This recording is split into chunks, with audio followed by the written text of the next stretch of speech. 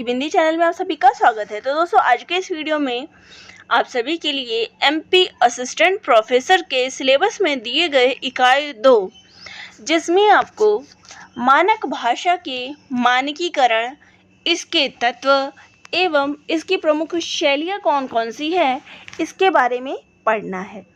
तो आज का ये टॉपिक इसी पर आधारित है कि मानक भाषा जो है वो क्या होती है।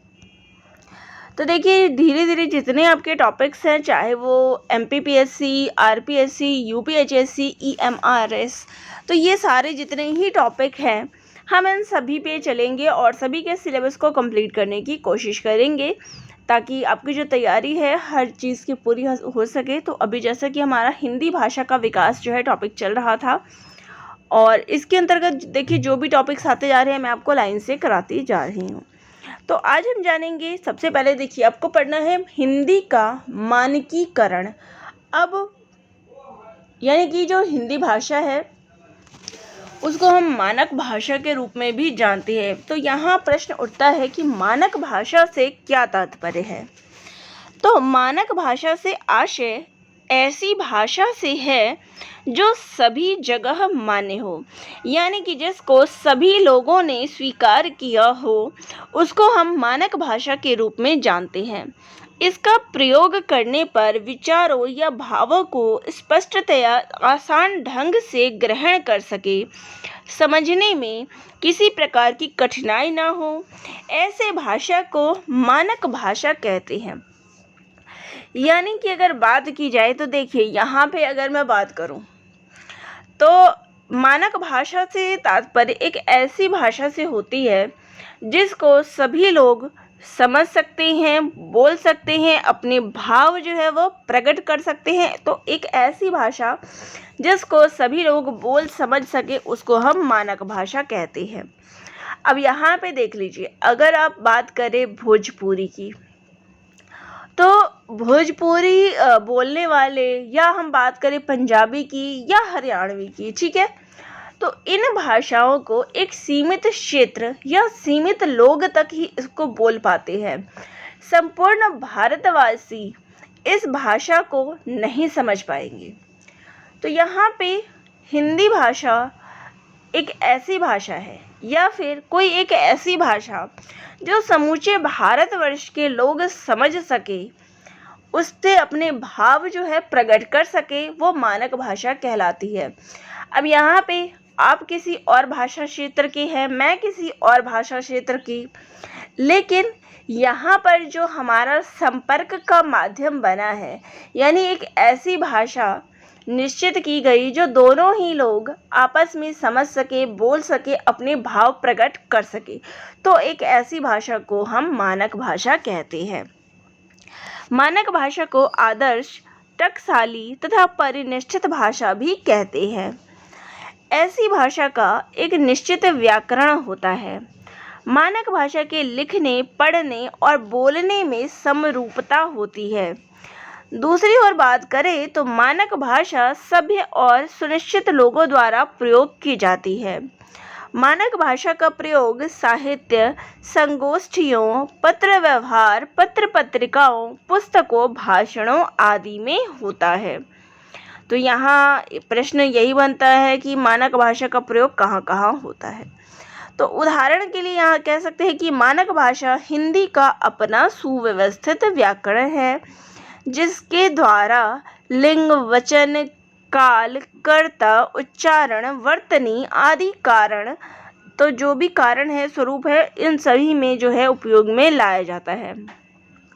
मानक हिंदी भाषा सर्वग्राह्य है, इसकी निश्चित लिपि है, यानी सभी जो है इसको स्वीकार कर सकते हैं। हिंदी एक ऐसी भाषा है।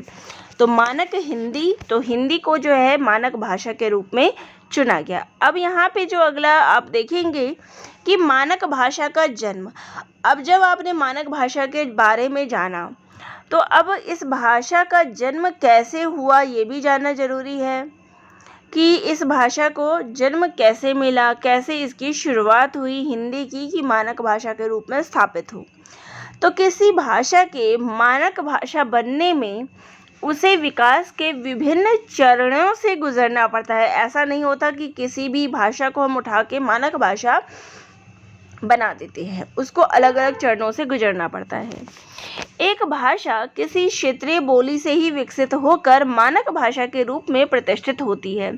जब एक क्षेत्रीय बोली के बोले जाने का दायरा विस्तृत तक होते हुए धीरे धीरे कर आंचलिक साहित्य सृजन के साथ उस बोली का साहित्य क्षेत्र बढ़ जाता है और वह बोली एक विभाषा का रूप धारण कर लेती है और आगे चल के उन्नति करके वह बोली मानक भाषा के रूप में प्रतिष्ठित हो जाती है। तो यहाँ पे आपने देखा कि भाषा कैसे जो है मानक भाषा में प्रतिष्ठित हुई।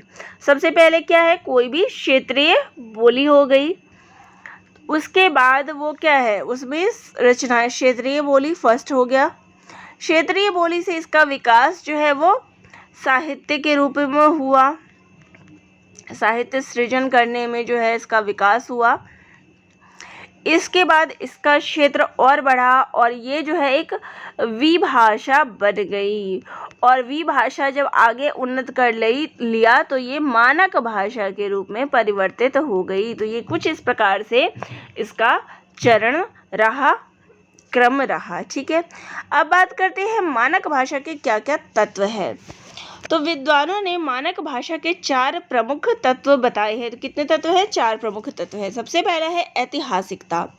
तो मानक भाषा का गौरवमय इतिहास तथा विपुल साहित्य होना चाहिए। यानी कोई भाषा जब अगर मानक भाषा में स्थापित की जाती है तो इसका एक इतिहास होना चाहिए और साहित्य में भी इसको स्थान प्राप्त होना चाहिए।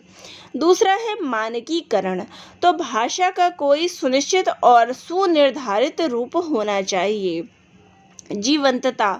भाषा साहित्य के साथ साथ विज्ञान, दर्शन आदि क्षेत्रों में प्रयुक्त की गई हो तथा नवाचार में पूर्ण रूप से सक्षम हो। यानी कि नई चीज़ों को भी धारण किया जा सके। इसके अलावा जो है अन्य क्षेत्रों, केवल ये नहीं कि अगर भाषा साहित्य के क्षेत्र में ही हो कि उसमें रचनाएं रचनी लग जाए, नहीं, बल्कि वो अन्य क्षेत्रों जैसे कि विज्ञान, दर्शन आदि क्षेत्रों में भी उसे प्रयोग किया जाए। चौथा है स्वायत्तता। अब ये क्या है, तो भाषा किसी अन्य भाषा पर आश्रित ना होकर अपनी स्वतंत्र लिपि, शब्दावली, व्याकरण परख हो। यानी वो जो है स्वतंत्र अपनी उसकी लिपि हो, अपनी भाषा पर वो खुद पे आश्रित हो, किसी और पर आश्रित ना हो। तो यहाँ पे 4 तत्व क्या हो गए? ऐतिहासिकता, मानकीकरण, जीवंतता और स्वायत्तता। ये मानक भाषा के 4 तत्व हैं। अब यहाँ पे उदाहरण के लिए देख सकते हैं कि वर्तमान में मेरठ, सहारनपुर तथा दिल्ली के आसपास बोली जाने वाली बोली भाषा का परिनिष्ठित रूप है जिसे खड़ी बोली कहा जाता है। स्वतंत्रता प्राप्ति के पश्चात हिंदी को मानक भाषा बनाने हेतु काफ़ी प्रयास किया गया और आज का यही रूप जो है वो प्रचलन में है। तो इस में क्या है, पहले इन आसपास में क्या है, खड़ी बोली थी, फिर धीरे धीरे जो है हिंदी को जो है और प्रयास, यानी खड़ी बोली का ही विकसित रूप में हिंदी भाषा जो है आगे देखने को मिला। अब मानक भाषा की विशेषताएं क्या क्या है?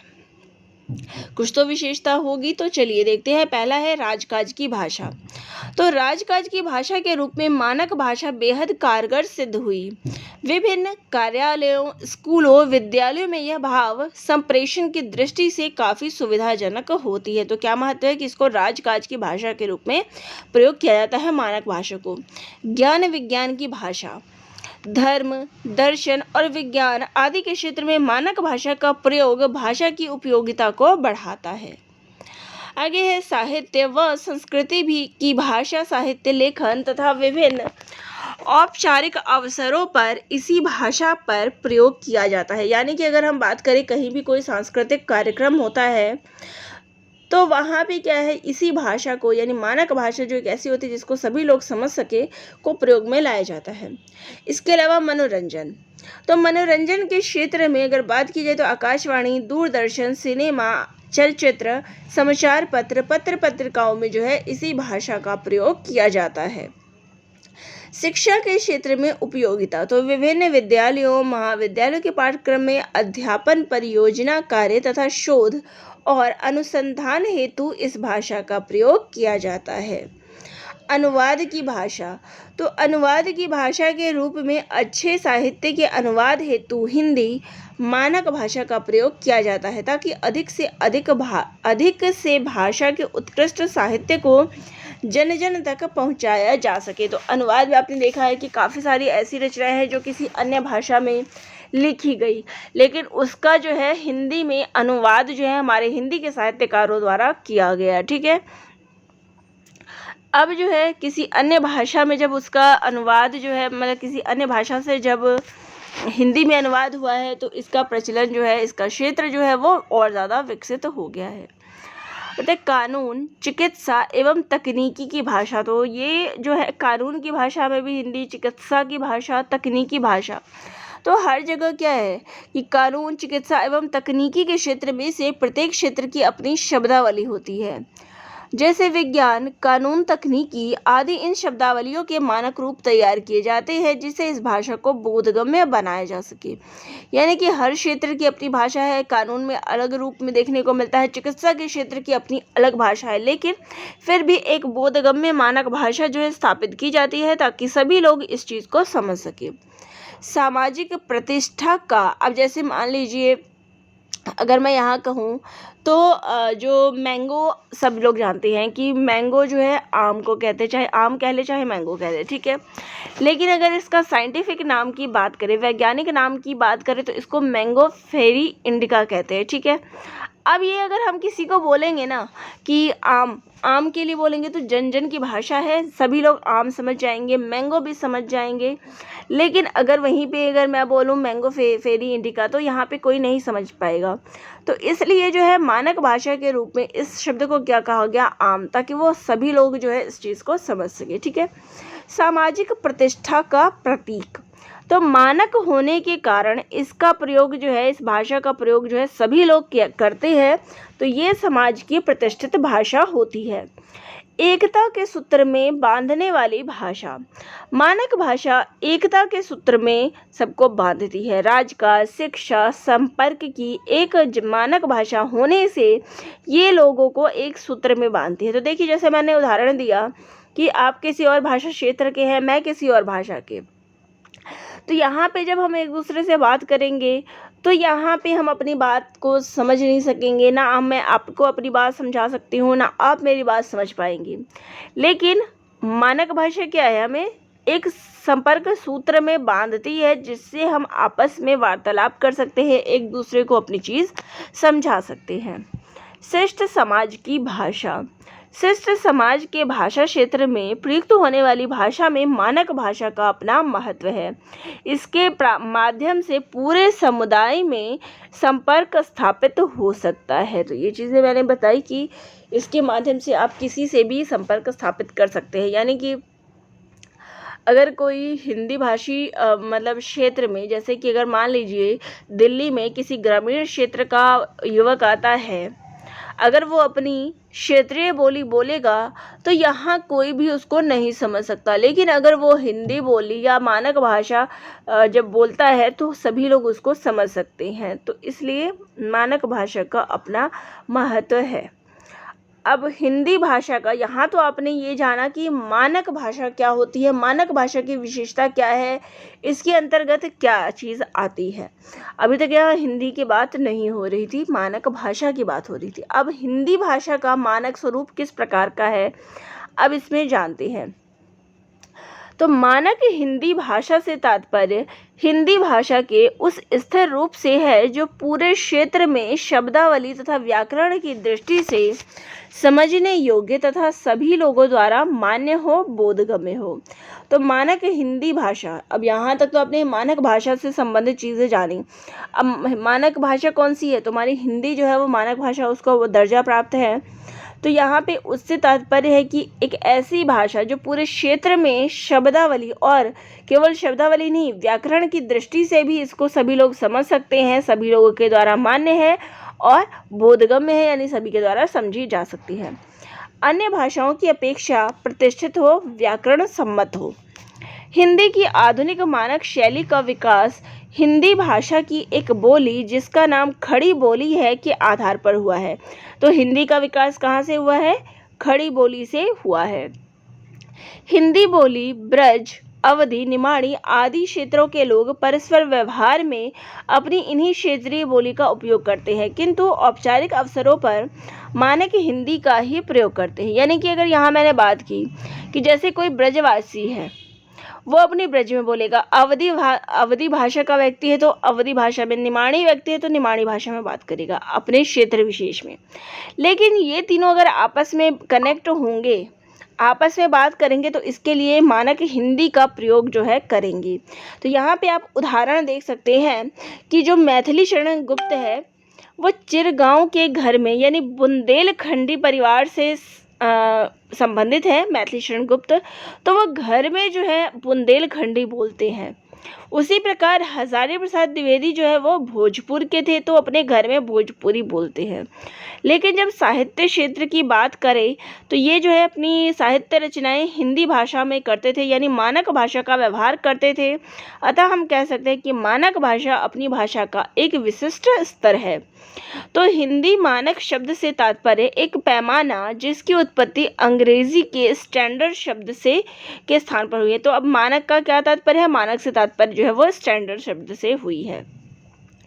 तो रामचंद्र वर्मा ने 1949 में सर्वप्रथम अपने प्रकाशित प्रमाणिक हिंदी कोश में मानक शब्द को प्रयुक्त किया था। तो सबसे पहले किसने प्रयुक्त किया था? तो रामचंद्र वर्मा के द्वारा 1949 में उनके प्रकाशित पुस्तक प्रमाणिक हिंदी कोश में। ठीक है, इसका अर्थ उन्होंने निश्चित या स्थिर किया हुआ सर्वमान्य मान या माप बताया, जिसके अनुसार किसी भी योग्यता, श्रेष्ठता, गुण आदि का अनुमान या कल्पना की जाती है। ठीक है, जब यही शब्द भाषा के क्षेत्र में स्टैंडर्ड लैंग्वेज मानक भाषा के रूप में प्रयुक्त हुआ तो हिंदी जो है आज हमारी राजभाषा है और हिंदी के रूप यहाँ प्रचलन में है। तो यही मानक भाषा जो क्या है, राजभाषा के रूप में है और हिंदी के रूप में हमारे सामने प्रचलित है।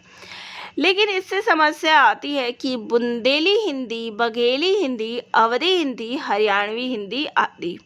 ऐसे में यदि कोई व्यक्ति हिंदी सीखना चाहे अथवा अपना साहित्य हिंदी में लिखना चाहे तो फिर किस हिंदी का वो प्रयोग करेगा?